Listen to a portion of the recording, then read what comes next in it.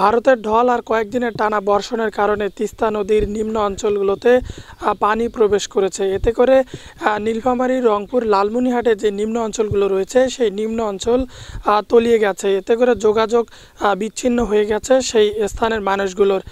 এতে করে সবচাইতে বিপাকে পড়েছে গবাদি পশু এবং বয়োবৃদ্ধদেরকে নিয়ে।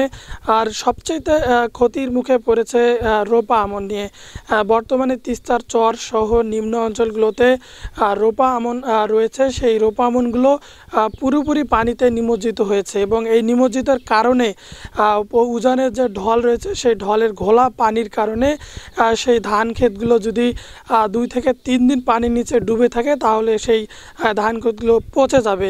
এবং আরও একটু বলে রাখতে চাই, রংপুর আর গঙ্গাচড়া এবং কাউনিয়া পয়েন্ট দিয়ে যে তিস্তা নদীর এর নিম্ন অঞ্চলগুলো যে বাড়িঘরগুলো রয়েছে সেই বাড়িঘরগুলোতে কোথাও হাঁটু পানি থেকে শুরু করে কোমর পানি পর্যন্ত উঠেছে।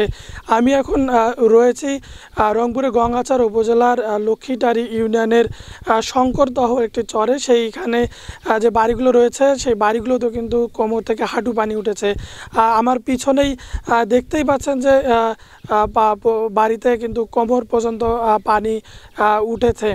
একটু তথ্য দিয়ে রাখতে চাই যে পানি উন্নয়ন বোর্ডের তথ্য অনুযায়ী রংপুরে যে ডালিয়া ব্রিজ পয়েন্ট রয়েছে সেখানে কিন্তু পানি বিপদসীমায় 3 সেন্টিমিটার নিচ দিয়ে প্রবাহিত হলেও রংপুরের কাউনিয়া সেতু পয়েন্টে কিন্তু পানি 33 সেন্টিমিটার উপর দিয়ে প্রবাহিত হচ্ছে। এতে করে যে নিম্ন অঞ্চল সহ বিভিন্ন চর অঞ্চলে কিন্তু পানি ঢুকে পড়েছে এবং এরই মধ্যে জেলা প্রশাসকের পক্ষ থেকে যারা নিম্ন অঞ্চলে পানিবন্দী হয়েছে তাদের তালিকা করা হচ্ছে।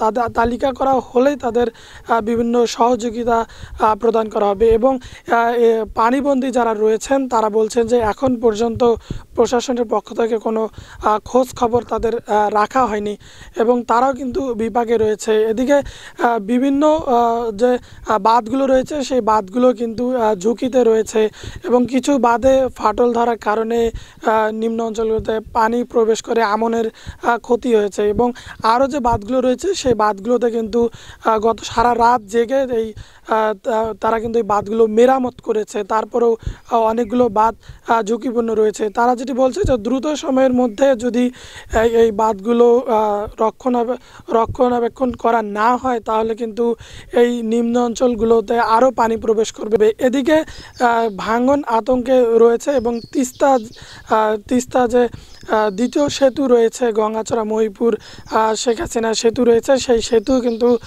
হুমকির মুখে রয়েছে সংযোগ সড়ক সহ যে পরিমাণে ভাঙন দেখা দিয়েছে।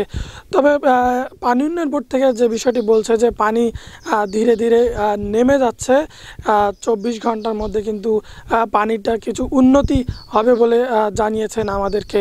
এই ছিল তিস্তার নিম্ন অঞ্চল থেকে তিস্তার বন্যার সর্বশেষ অবস্থা।